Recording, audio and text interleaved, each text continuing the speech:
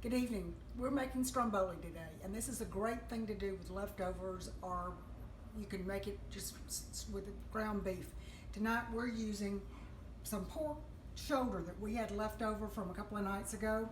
I've made it with leftover beef roast, chicken, again ground beef, so any meat you have. And we're going to start by putting a little bit of Swiss cheese. You can use any cheese you really like, down on a pizza crust that I've rolled out.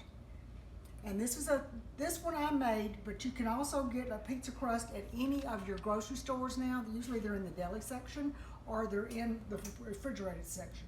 So then we're going to layer in our pork. And this was a pork roast that I cooked a couple of days ago, and we got a big one because we knew we wanted to have leftovers. So we're just going to layer all that in there. First saw this made on the food channel. Jeff Morrow made it with leftover short rib roast and red peppers, but we have these green peppers and these pickled vegetables, which are here, you can see, that I'm putting in here. Now, if you don't happen to have these vegetables in your pantry, you could saute an onion, mushrooms, you could put any kind of vegetables you really wanted. And I've got about a cup of each, which may be a little bit too much tonight. You have to see how full you're getting, and you want to leave a little border because we're going to roll it over. I think that's enough of that tonight. And now we're going to add some more cheese. Never enough cheese, huh? This started out to be about a half a pound of cheese.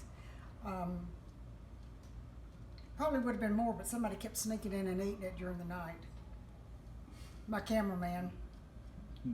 That's probably enough cheese. Okay, so now we're going to first wipe my hands off from those vegetables. We're going to take a little egg wash and go around the edges here. This will help seal it up. And here's another trick I've learned from making this. You notice I'm making it already on the sheet pan. We feel it so full that it's hard sometimes to transfer it without it falling apart from the cut, from your work surface to the pan. So I like to do it like this on the pan. And see, I've about got it so full I can't close it. I'm sure we'll manage. We're going to do the seam side down here, and then we're going to roll it over so that seam is down on the pan. But again, I found this to be the easier way to do it, because otherwise we get it so full. See, it's going to be hard for me to even turn it now, it's so full. We want to get that closed up right there. We're going to turn it upside down like that, okay? So we got it seam side down, and see how quick that came together. And again, you can put any kind of meat and vegetables you like in there, your favorite cheeses.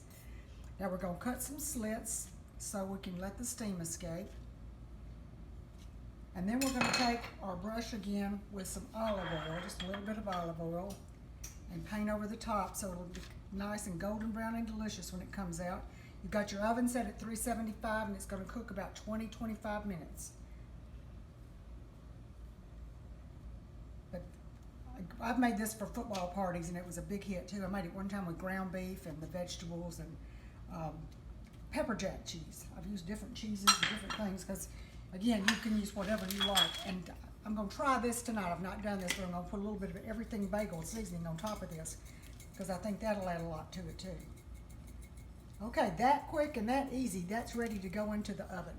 So 20-25 minutes at a 375 oven, and we'll be bringing it out when it's golden brown and delicious. See ya.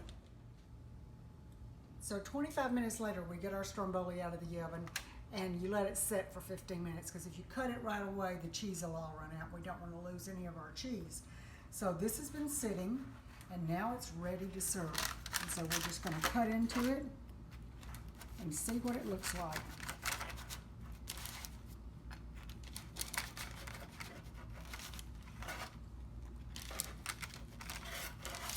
Look at that.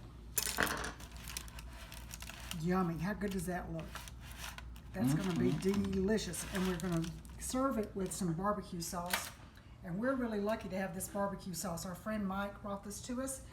He bought it from a local pitmaster, Caesar. He makes this homemade mustard tangy barbecue sauce that's really good with the pork.